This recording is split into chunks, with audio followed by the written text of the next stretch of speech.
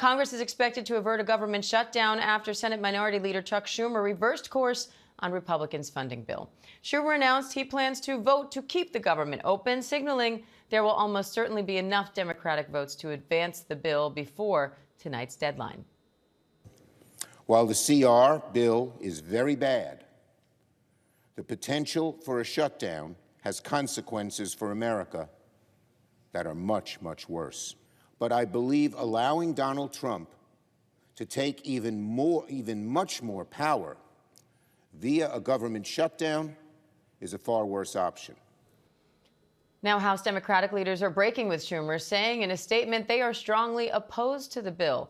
ABC News contributing political correspondent Rachel Bade joins me now for more.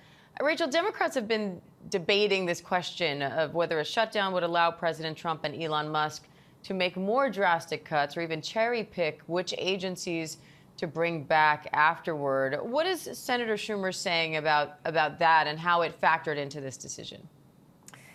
Yeah, look, this was obviously not an easy choice for Schumer. I'm sure he knew before even making this decision that he was going to get flayed by his own party for voting for this bill and announcing that he was going to do this. But there were really two things that factored into his thinking. One is this notion, as you just heard him remark during that clip, that a government shutdown is actually worse than what's happening right now. Yes, Elon Musk has been dismissing tens of thousands of federal workers. A lot of programs have seen their funding frozen, if not actually cut. But in a government shutdown, 2 million plus federal workers are laid off without paid. Furloughed without paid, basically sent home. And all programs across the federal government, unless they're deemed essential, they are not operating, and that could actually affect a lot of Americans. So Schumer was thinking about that. He was also thinking about this notion, Diane, that in a government shutdown, the executive branch actually has more authority than it typically wields. Basically, if Congress doesn't do their job, the administration can decide basically whatever they want. Who do they want to deem essential? Who do they want to show up to work? Which agencies do they want to close? The thinking on the part of Schumer was that he would actually be giving Elon Musk and Trump carte blanche to do whatever they want, and that it would actually be harder to even fight that in court.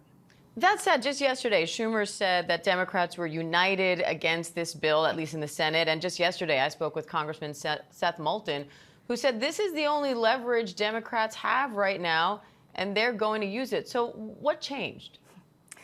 What changed is that Republicans called their bluff. I mean, look, the reality is that a lot of Democrats are not comfortable taking a position that can be seen in any way as tearing down the institution. I mean, I was hearing from Democrats a month ago, pretty senior Democrats in both chambers, saying that a government funding fight here was never going to be a good idea. But then they started hearing from the base, a lot of progressives in their districts, and not just progressives, a lot of Democrats who are more traditionally minded Democrats who are just angry and want the party to do something to stand up to Donald Trump. And so that actually made some people like Seth Moulton, who, by the way, is a more centrist and pragmatic Democrat, say this is the fight that we should be picking. But Schumer was the one who ultimately had to make the call. He was the one who was going to say whether or not Democrats were going to put up the votes to stop a government shutdown or, hold back. And ultimately, he decided that the lesser evil, like I said, is to keep the government operating and to fight in court. Now, is this just an easy for you to say situation where House Democrats could all vote no and know that they wouldn't have a government shutdown on their hands versus Senate Democrats who actually have the power to stop this thing if they want to? Or is there more behind this wedge between Senate Democrats and House Democrats, or at least the leadership? I definitely think there's more, Diane. And the reason is because you saw the House Democratic leadership putting out a statement not naming Schumer, but basically blasting exactly what he's doing. You saw Hakeem Jeffries, former comms director, out there tweeting that Schumer is, quote, feckless. And look, a lot of times leaders in the different chambers, sometimes they come to different conclusions on things, but oftentimes they give each other space. That's not what Hakeem Jeffries is doing right now. He is very much sticking it to Chuck Schumer and saying that what he did in the House was right and what they're doing in the Senate is wrong, and this is really extraordinary. And Diane, typically, I've covered Congress for a long time, when people are in the minority, when a party is in the minority, usually they're united and fighting against the majority. We're not seeing that here. And again, this speaks to this greater sort of fight we're seeing in the Democratic Party about how aggressive to be against Donald Trump, how are they going to fight against them, and what exactly is their strategy here? So what are you watching for as House Democrats hold their retreat in Virginia?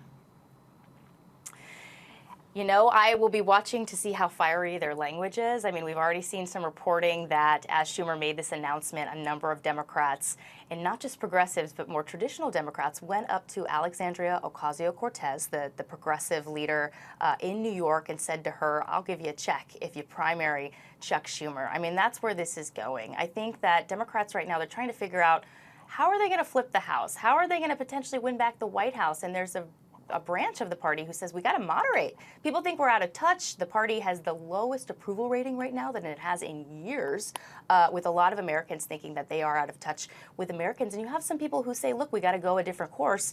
But then you also have people in the party who say the reason we lost in 2024 is because we actually didn't hew toward the base enough. And so that is going to continue, and I would say to watch the rhetoric between Democrats, because if they can't unify in Congress, they're sure as heck not going to unify across the country. All right, ABC News contributing political correspondent Rachel Bade. Rachel, thank you.